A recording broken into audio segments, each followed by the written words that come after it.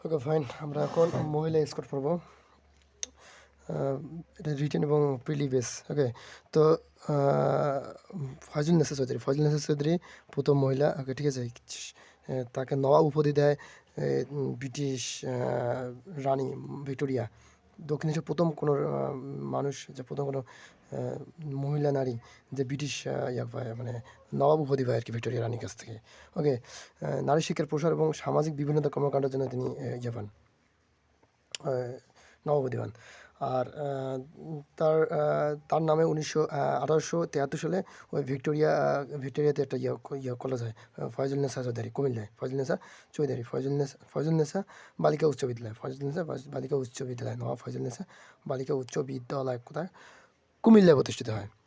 আর তার গদ্যপদ্য রচিত হলো রূপজালাল। এটা আত্মজীবনীমূলক রচনা। সেখানে তার দাম্পত্য জীবনের কাহিনী এখানে তার উল্লেখ হয়েছে। এবং তিনি 19 শতকের প্রথম মহিলা কবি নওয়াব ফয়জুলনেসা চৌধুরানী। এরপর সে নওয়াব কী হতে পারে, বেগম রোকেয়া সাখাওয়াত। বেগম রোকেয়া 1832 সালে জন্মগ্রহণ করেছে, 9 ডিসেম্বর জন্মগ্রহণ করেছে। 9 ডিসেম্বর একই দিন, যেহেতু জন্ম মৃত্যুর, যার কারণে 9 ডিসেম্বরকে তার রোকেয়া দিবস পালন করা হয়। ঠিক আছে। বাবার নাম হয়েছে জহিরুদ্দিন মোহাম্মদ আবু আলী হায়দার। আর তার পরিচিতি হলো নারী জাগরণের অগ্রদূত, বাঙালি নারী জাগরণের অগ্রদূত, মুসলিম নারী জাগরণের অগ্রদূত। এবং মজার বিষয় হলো কি, মুসলিম নারী জাগরণের কবি হলো শামসুন নাহার মাহমুদ। ঠিক আছে। আর তার পত্রিকা সম্পাদনা করেছিলেন সওগাত ও মাসিক মোহাম্মদী পত্রিকা। পাশাপাশি তিনি নবনূর পত্রিকা সম্পাদনা করেছিলেন। খুবই ইম্পর্টেন্ট এগুলো। আর তার সাকওয়াত মেমোরিয়াল গার্লস স্কুল প্রতিষ্ঠা করে 1911 সালে, এবং আঞ্জুমান খাওয়াতিনে ইসলাম মুসলিম মহিলা সমিতি গঠন করেন 1916 সালে মহিলা সমিতি। আর 11 সালে গার্লস স্কুল। ওকে। আর তার সাখাওয়াত হোসেন, তার তোমার বেগম রোকেয়া সৈয়দ সাখাওয়াতের সাথে বিয়ে হওয়ার কারণে সাখাওয়াত হোসেন তার নাম জুড়ে দেয় আর কি। ওকে, তার হচ্ছে তোমার তার প্রবন্ধ হচ্ছে মতিচুর, অবাধবাসিনী নারী নারী অধিকার। ওকে। আর এদিকে আছে সুলতানা স্বপ্ন, তার উপন্যাস। আর পদরাগ 1924 সালে সেটা প্রকাশিত হয়। ওকে, আমরা একটু একটু দেখি প্রিপারেশন করবো। হ্যাঁ, অবাধবাসিনী আচ্ছা, নারী মিসেস সাখাওয়াত হোসেন, ওই যে শামসুন নাহার চৌধুরী মাহমুদ উপাধি পায় 9 সালে। তিনি স্বামী, তার মৃত্যু হয় আর কি। মৃত্যু হয়, এবং তা নারী অধিকার নিয়ে তিনি 16 সালে করে সাময়িক পত্রিকা। এবং হ্যাঁ, বেগম রোকেয়া কিন্তু তোমার মৃত্যুবরণ করেছে ইয়াতে, কলকাতার সৈয়দপুরে। এ কিন্তু রংপুরে না, মৃত্যুবরণ করেছে সরকার সৈয়দপুরে। ওকে। আর মতিচুর তার প্রথম অবাধবাসিনী নারী, অর্ধাঙ্গিনী বাঙালি নারী, চাষার দুঃখ, ভাগ্য জাগরণী, তার এখানকার মধ্যে পড়ে আর কি। আর সুলতানা স্বপ্ন কী আছে এখানে, এদিকে এদিকে আছে তোমার ওই যে প্রবন্ধ আছে তোমার চাষার দুঃখ। এটা নারী অধিকার নিয়ে লেখা চাষার দুঃখ প্রবন্ধ। 1947 সালে পূর্বের কাহিনী লেখা চাষার দুঃখ। আর নারী অধিকার তার সব মানে শেষ প্রবন্ধ, কিন্তু মৃত্যুর আগে প্রকাশ হয়েছে, মানে মৃত্যুর আগে লাগে, এটা শেষ করতে পারেনি আর কি। আর গদ্য গ্রন্থ হচ্ছে তোমার যে অবাধবাসিনী। আর তোমার 1931 সালে প্রকাশিত হয়, এবং নাট্যধর্মী গ্রন্থ, এবং 47টা আছে কাহিনী আছে। আর সুলতান উপন্যাস আছে তোমার পদারাগ আর সুলতান সময়। পদারাগ হচ্ছে 1947 সালে প্রকাশিত হয়। সিদ্দিক ও লতিফার প্রেম কাহিনী জাগ্রত করা হয়, এটা আসলে তোমার পদারাগ। আর সুলতানের স্বপ্ন ছিল লেডিল্যান্ড সিস্টার সেরার কাহিনী নিয়ে লেখা সুলতান স্বপ্ন। এবং এটা মূলত নারী কি এটা ওই তোমার সুলতানের স্বপ্ন শিরোনামে বঙ্গানুবাদ করেছেন আর কি। আর পদ্মার আগে তোমার এই যে সিদ্দিকা ও লতিফার প্রেম কাহিনী, এবং জাগ্রত করেছেন, সাথে সাম্প্রতিকতার করেছিলেন। কিরকম সাম্প্রতিকতা, ওইখানে তোমার ওই যে একজন লোক তোমার চিকিৎসকের কাছে আসে, হিন্দু চিকিৎসক আছে, হিন্দু চিকিৎসক যায় তার গুরু, মুসলিম চিকিৎসক আছে, মুসলিম চিকিৎসকের গুরু যায় হিন্দু চিকিৎসক আছে। এই সাম্প্রতিকতার ইয়েটা বোঝাচ্ছে। আর পদ্মার একটা তার ভাই তোমার ইব্রাহিম আবুল আসাদ ইব্রাহিমকে উৎসর্গ করেছিলেন। এবং আসলে আবুল আসাদ ইব্রাহিমের কিন্তু তার বড় ভাই ছিল, যার সাথে তার লেখাপড়া শুরু হয় সাখাওয়াত হোসেনের। এবং রোকেয়া সাখাওয়াত হোসেনের ওই অন্তপুর বাসিনী ছিলেন তার শুরুতে, জীবনে শুরু হয়েছিল অন্তপুর বাসিনী। ঠিক আছে। এখন আমরা কিছু রিটেনের প্রশ্ন দেবো যেটা খুব ইম্পর্টেন্ট। দুটো পরীক্ষা আসছিল, সাঁতার বিসিএস এবং সোলের বিসিএস আসছে। অবাধ বাসিনী কি লিখেছেন? তোমার সাখাওয়াত হোসেন কত সালে প্রকাশিত? অবাধ বাসিনী 24 সালে। অবাধ বাসিনী কত সালে প্রকাশিত? 31 সালে, 1931 সালে। অবাধ বাসিনী 1931 সালে প্রকাশিত হয়। অবাধ বাসিনী এইটা লেখা পরে ওই তোমার ভূমিকা লিখছিলেন আব্দুল কাদের। তিনি বলেছেন যে অবাধ বাসিনী লিখিয়া লেখক আমাদের সমাজের চিন্তাধারা এক আরেকটা দিক খুলিয়ে দিয়েছেন।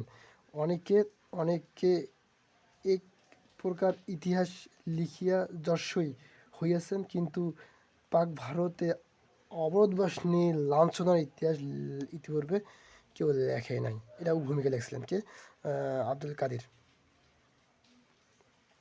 তাহলে অবধবাসিনীর মূল কাহিনী কি? অবধবাসিনীটা হলো তোমার যে নশর ধর্মী ইয়া তোমার গ্রন্থ। এটা 47টি নশর ধর্মী কাহিনী এখানে বর্ণিত আছে। আর এটা হলো অন্তপুর বাসিনীর বেদনার জীবনের করুণ কাহিনী দিয়ে লেখা। যেমন এটা অনেকগুলা ইয়ে আছে কাহিনীর মধ্যে। একটা হলো যেমন কী বলে, ওই একটা মহিলা ট্রেনে যাচ্ছিল, তার বাচ্চা ইয়ে খাবে, মানে দুধ খাবে, কিন্তু সে খাওয়াতে পারছে না। কেমন এটা লোক লজ্জার ভয়ে সে খাওয়াতে পারছে না। সো কেমন হবে, এরকম বাচ্চা কান্নাকাটি করছে, সেটাকে ইয়ে করে এবং একই সাথে নিজের পর্দাকে খুব জোর দেয়। এবং আরেকটাতে বলা আছে যে ওই মহিলা কী আছে, এক মহিলা কি বস্তার মতো হয়ে ঢাকা দিয়ে আছে এবং তোমার ওই যে টিটি এসে লাথি গুঁতা মারে, তবু আওয়াজ করে না, সহ্য করে। কারণ আওয়াজ করলে তার কণ্ঠস্বর পরপর শুনতে পারবে, বেগানা পরপর শুনতে পারে, তাদের ইয়া হবে, পর্দা বিঘ্ন ঘটবে, এটা আর কি প্রকাশ করেছে। ওকে। আর এদিকে হ্যাঁ, আর আরেকটা তো ছিল তোমার হিন্দু কাহিনীটা কীরকম ছিল? ওই যে হিন্দুদের তোমার একটা নতুন বউ বিয়ে করছে, সে কোথাও ঘুরতে নিয়ে গেছে, কিন্তু কোনো একটা কারণে সে তার হাজব্যান্ডকে মিস করে ফেলছে, সে অন্য একটা পুরুষের হাত দিয়ে চলে গেছে। সেটা কিন্তু হিন্দুর ক্ষেত্রে কিন্তু চলে গেছে এবং সে ওখানে সে তার হাজব্যান্ড খুঁজে পায়নি। কারণ হাজব্যান্ড খুঁজে পায়নি এই জন্যে, কারণ সে তার হাজব্যান্ডকে দেখেনি পর্দার কারণে। সো সেখানে হিন্দু সমাজ ও মুসলমান সমাজ সব সমাজের চিত্র ওখানে ফুটে উঠছে আর কি। আর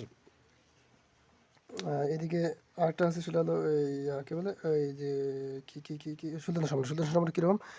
এটা তোমার নারী যেমন নারী বন্দি থাকবে না, নিজে তার আলোর পথ নিয়ে আলোর পথ জারি করবে আর কি, আলোর পথ তৈরি করবে। নারী কখনো বন্দি থাকবে না, নিজেই তার আলোর পথ তৈরি করবে। এটা বিশেষ একটা উক্তি ছিল রোকেয়ার। এটা কি সুলতানের স্বপ্ন? এটাকে লেডিল্যান্ড সে স্বপ্ন দেখছিল যে একটা ল্যান্ডে গেছে। সেখানে প্রধান ছিল সিস্টার সারা সেখানকার প্রধান, এবং সে এখানকার অনেক মহিলা, সব মহিলাগুলো আর কি রাস্তাঘাটে চলাফেরা করে, কিন্তু পুরুষ নেই। পুরুষরা ঘরের মধ্যে রান্নাবান্না বিভিন্ন কাজবাজ করে। আর সেই সমাজে শুধু মহিলারাই তারা নেতৃত্ব দেয় এবং তারা সৌরশক্তি ব্যবহার করে, সোলার প্যানেল মাধ্যমে কাজবাজ করে এবং বিদ্যুতের মাধ্যমে মোটর মানে কৃষিকাজ করবে, এরকম প্ল্যান করে। এবং সেখানে বিশ্ববিদ্যালয় আছে, বিশ্ববিদ্যালয়ের এক মহিলা সেখানকার প্রধান। সেখানকার বিভিন্ন ধরনের আবিষ্কার হয়, যে আবিষ্কারের মাধ্যমে তারা আকাশের পানির ইয়ের মাধ্যমে কাদা মুক্ত করবে, বিভিন্ন ধরনের কল্পনা আর কি। এই স্বপ্ন নিয়ে আর কি সুলতানের স্বপ্ন জাগ্রত হয়েছে। আর এদিকে আরেকটা আছে তোমার ওই কী বলছে, রোকেয়া সাখাওয়াতের হোসেনের প্রতিষ্ঠিত একটি মহিলা সমিতি, সেটা হলো কি ওই আঞ্জুমান খাওয়াতিন ইসলাম, 1916 সালে প্রতিষ্ঠিত হয়। ঠিক আছে। আর এদিকে আছে বেগম রোকেয়া সাখাওয়াতের নারীবাদী নারীবাদী হচ্ছে নারী বলতে তিনি করেছিলেন যে তিনি নারীদেরকে অগ্রাধিকার দিয়েছিলেন, নারীকে বিভিন্নভাবে পর্দা বা বিভিন্ন ধরনের ইয়া থেকে বাড়িয়ে আসছে। যেমন কোথাও আগুন লাগছে, বাসায় আগুন লাগছে, সে আগুন তারা বের হতে পারবে না। কেন পারে না? কারণ বাইরে পুরুষ আগুনে বেঁধে আসছে।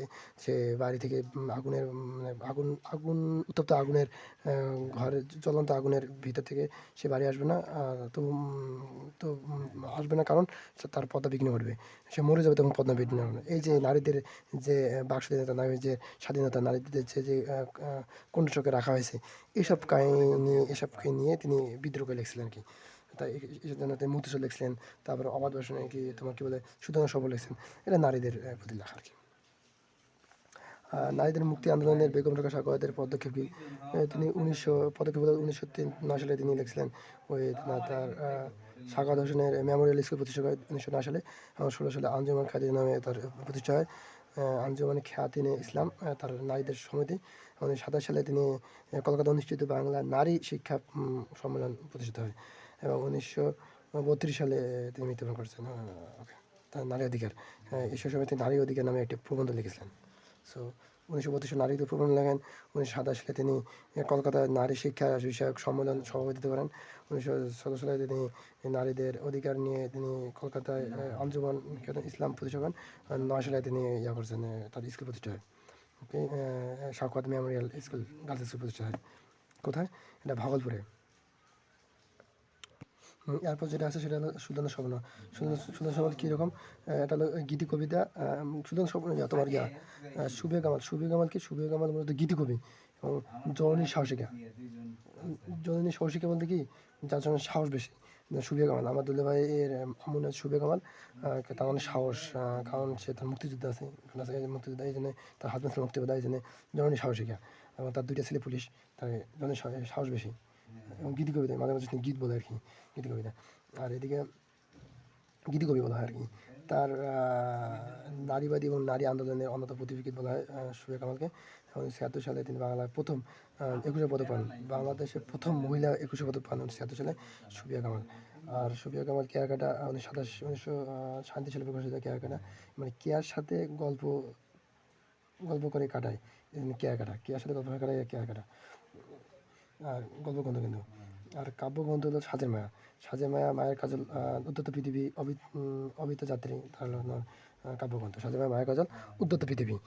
আর শিশুদের গল্প হলো এরকম: ইতল পিতল, ন কিশোর দরবার, ইতল পিতল ন কিশোর দরবার, এবং মৃত্তিকার ঘ্রাণ কাব্যটি রোকেয়াকে উৎসর্গ করছেন। মৃত্তিকার ঘ্রাণ কাব্যটি রোকেয়াকে উৎসর্গ করছেন। এটা লাইভ এমসিতে আসছিল আর কি, পরীক্ষাটা, প্রশ্নটা আর কি। তার ভ্রমণ কাহিনী সোভিয়েতের দিনগুলি, ভ্রমণ কাহিনী সোভিয়েতের দিনগুলি। আর 71 দিনগুলি ডায়েরি, 71 দিনকে জাহানো, আর 71 ডায়েরি ছবি কামাল। কারণ ছবি কামাল ডায়েরি করেছেন, ওনার হাজব্যান্ড ছিল মুক্তিযোদ্ধা, আমার মাই মুক্তিযোদ্ধা ছিল, মাই আর কি। আর 71 ডায়েরি লেখছে আর কি। আর বিভিন্ন কাহিনী লেখা ডায়েরি লেখছে 1989 সালে। আর জন্ম তোমাকে তোমার কোলে, মরে যেন তোমার দেশে, জন্ম এই দেশে, ঘুম থেকে জেগে বৈশাখী ঝড়ে কুড়াইয়ে আম, কবিতা আর কি। এদিকে আরেকটা ছিল, সেটা হলো ডক্টর ইব্রাহিম, নীলিমা ইব্রাহিম কিন্তু হিন্দু ছিল, ঠিক আছে। এবং ইব্রাহিমের সাথে তার বিয়ে হওয়ার কারণে ডক্টর ইব্রাহিম হয়ে গেছে। আর তার বাগেরহাটে জন্মগ্রহণ করেছিলেন 1921 সালে। এটা বিষয় না, কথা হলো যে তিনি হিন্দু যখন থেকে মুসলমান হলেন, এটা নিয়ে তিনি আত্মজীবনী লিখছিলেন যে বিন্দু বিসর্গ, ধর্ম ত্যাগ করার কারণে লিখছেন বিন্দু বিসর্গ। এবং তার প্রবন্ধ হচ্ছে কি, বীরঙ্গনা, আমি বীরঙ্গনা বলছি, সৎ প্রতিভা, বীরঙ্গনা বলতে তিনি অনেকগুলা বীরঙ্গনাদের নিয়ে, অর্থাৎ যিনি যখন ট্রিটমেন্ট করেছিলেন, তিনি তার শাসককে মানে মুক্তিযোদ্ধাদের ট্রিটমেন্ট করার হয়েছিল, সুযোগ হয়েছিল, যার কারণে সেখানে বীরদের কল্পকাহিনী, কল্পকথা এখানে তিনি উল্লেখ করে লিখেছেন, প্রবন্ধ লিখছেন যে আমি বীরঙ্গনা বলছি আর কি, মানে সম্পূর্ণ বীরঙ্গনাদেরকে নিয়ে লেখা আর কি, বীরঙ্গনা। আর 2-2-4 এটা তার নাটক, যে অরণ্যে আলো নেই, 2-2-4। আর রমনার পাক তার ছোটো গল্প। আর বিশ্বদিগ্রামে বর্ণিমালায় এই কেয়ারকারে সঞ্চয়নী, এক পদে দুই ভাগ, তার হলো উপন্যাস। বিশ্বদিগ্রামে বর্ণিমালায় কেয়ারকারে সঞ্চয়নী, এক পদে 2 ভাগ, তার হলো উপন্যাস। এই যেখানে আছে রাবেয়া চাচি, ওই তোমার এই যে ওহিদুল রেজার মানে মা আর কি, রাবেয়া খাতুন। তো রাবেয়া খাতুনের 71 নিশান, তার একটা মুক্তিযুদ্ধ ভিত্তিক ছিল, লেখা ছিল। আর তার উপন্যাসগুলো এরকম যে রাবেয়া চাচি ফেরাই সূর্যে আলে মধুমতি জাতের বেগুন লাগে 52 গলি, এক গলিতে, কিন্তু সমস্যা হলো মেঘের পর মেঘ আসে, কখনো মেঘ কখনো বৃষ্টি, এই কারণে মরে যায় আর কি। প্রথম পদ্মভূমিকে লিখেছেন রাবেয়া খাতুন। হ্যাঁ, প্রথম পদ্মভূমির গল্প কি, আর রাবেয়া খাতুন। তাহলে ফেরারি সূর্য আলোয় মধুমতি জাতের বেগুন লাগায় ভানুগুলি এক গলিতে, মেঘের পর মেঘ আসে, কখনো মেঘ কখনো সূর্য, বৃষ্টি আসে, যার কারণে গাছগুলো মরে যায় আর কি। এটা তার উপন্যাস। আর এদিকে আমরা দেখবো ওই যে ডক্টর কি সেলিনা হাসান, খুবই ইম্পর্টেন্ট। ডক্টর সেলিনা হাসানের তিনি ওই রাজশাহী শহরে জন্মগ্রহণ করেন, এবং 1947 জন্মগ্রহণ করেছেন, এখনও বেঁচে আছে মনে হচ্ছে। আর তিনি তার উপন্যাসগুলো কি, উপন্যাসগুলো হচ্ছে হাঙ্গের নদীর গ্রেনেড, মুক্তিযুদ্ধ ভিত্তিক উপন্যাস। এখানে তোমার রইস আছে, রইস, আর রইসে কাহিনী লেখা আছে। রইস বলতে কি রাইস, অর্থাৎ গল্প বুড়ি, বুড়ি তার চাচাতো ফুফাতো ভাইয়ের সাথে বিয়ে হয়, গফরের সাথে বিয়ে হয়। এবং বিয়ে হওয়ার পরে যদিও তার সতীনের দুইটা বাচ্চা আসলো, একটা নাম ছিল ওই যে হাঙ্গের নদীর গ্রেনেডের, মানে বুড়ি বুড়ি অল্প বয়সে বিয়ে হয় এবং তার চাচাতো ভাইয়ের সাথে গফরের সাথে বিয়ে হয়। এবং গফরের আগের দুইটা ছেলে ছিল, একটা হলো শমিল আর একটা হলো কুমিল। হ্যাঁ, এবং বুড়ির বাচ্চা কাচ্চা হয় না, পরে কবুল থেকে গেছে, চিকিৎসা মিশা করে একটা বাচ্চা হয়, তার নাম হয় রাই রাইস। রাইস কিন্তু বোবা, প্রতিবন্ধী, ঠিক আছে। এবং এই সব মুক্তিযুদ্ধ লাগে, মুক্তিযুদ্ধের সময় তোমার এই যে তার সতীন ছেলেদের মারা যায় তার চোখের সামনে, অর্থাৎ কী বলে, সুমি সুমিল ও কুমিল, হ্যাঁ, সলিম ও কলিম, সলিম কলিম পাগলা, সলিম কলিম গিয়ে মারা যায়।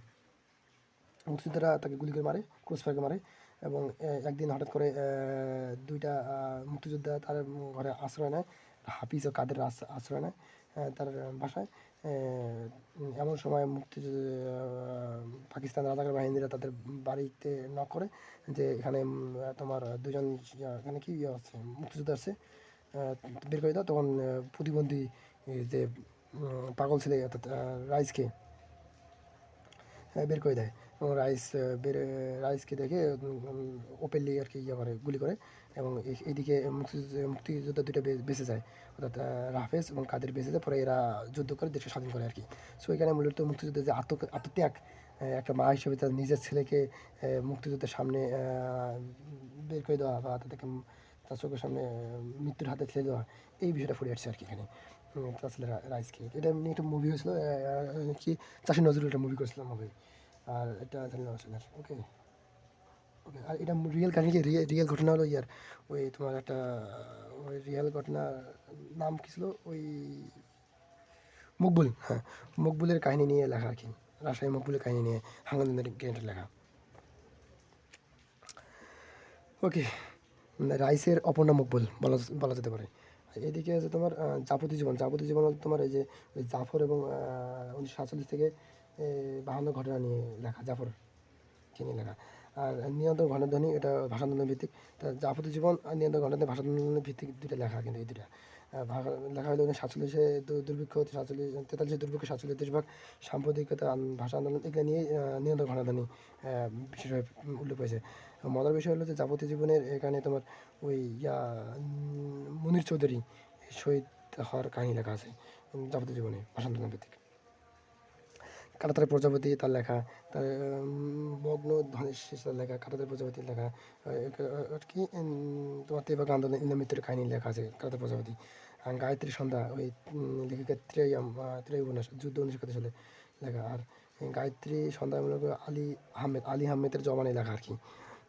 বিভিন্ন কাহিনী লেখা গায়ত্রী সন্ধ্যা। এখানেও তোমার তেভাগ আন্দোলন তোমার শুরু করে 47 দুর্ভিক্ষ, সাম্প্রদায়িকতা, এই বিভিন্ন সব ওখানে উল্লেখ আছে, যদি এটা আমলে খুবই ইম্পর্ট্যান্ট। আচ্ছা, এখানে তোমার পোকামাকড়ের ঘর বসতি, এটা নাব নদীর তীরবর্তী শহর পরিদের নিয়ে লেখা আর কি, পোকামাকড়ের ঘর বসতি লেখা ছেলেন হোসেনের, খুবই ইম্পর্টেন্ট। আর 71-এর ঢাকা মুক্তিযুদ্ধ ভিত্তিক প্রবন্ধ, 71 ঢাকা মুক্তিযুদ্ধের প্রবন্ধ। জলোচ্ছ্বাস কার, সেলিনা হোসেন।